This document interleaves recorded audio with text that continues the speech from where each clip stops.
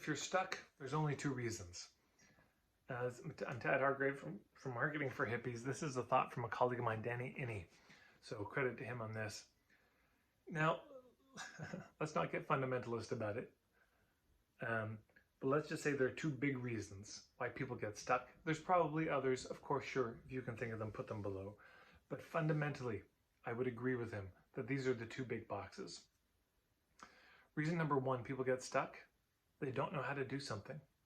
They go to do something and they just feel stymied. And we've all had this with technology stuff, right? Somebody says go on social media and you think, oh, I should, but you don't even know what website to go to. You don't know how to log in. You should do online video, but you don't know how to shoot the online video or how to get it from your phone to the internet. The not knowing how to do something, little tiny things, completely stops people and gets them stuck. Reason number two, people get stuck. They don't want to do it. At the end of the day, they actually don't want to. And there's a lot of rationalization and reasons they'll give as cover, but at the end of the day, it's just they don't want to.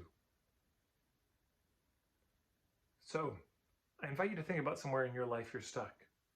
Now, this could be with health, relationships, money, spirituality in some way, but somewhere you feel stuck, and to check in with yourself. Is it that there's just something I don't know how to do?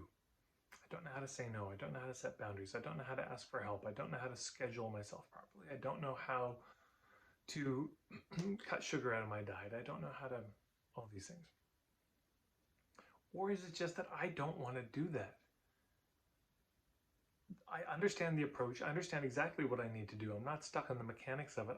There's something about it I don't want to do. I feel divided about it. I'm not wholehearted about it. And that's why. Knowing the reason why you're stuck can be such a game changer.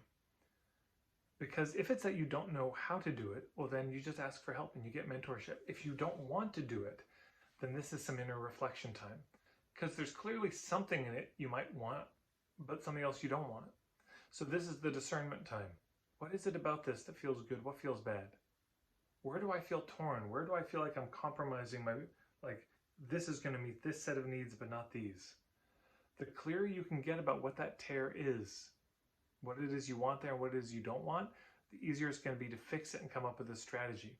And until you do that, you never will. So over to you. And of course, if you want to weigh in on other reasons you think people are stuck in the comments below, feel free. But I'd be curious to hear, one, where you're stuck in your business and in your marketing in particular.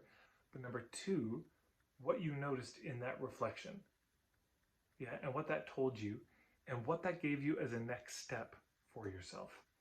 Thank you so much. As always, please hit the red subscribe button if you like these videos and the bell icon. You'll be notified when any future video comes. Feel free to follow me on Instagram, or even better, go to marketingforhippies.com and you can join my newsletter and email list there. Take care.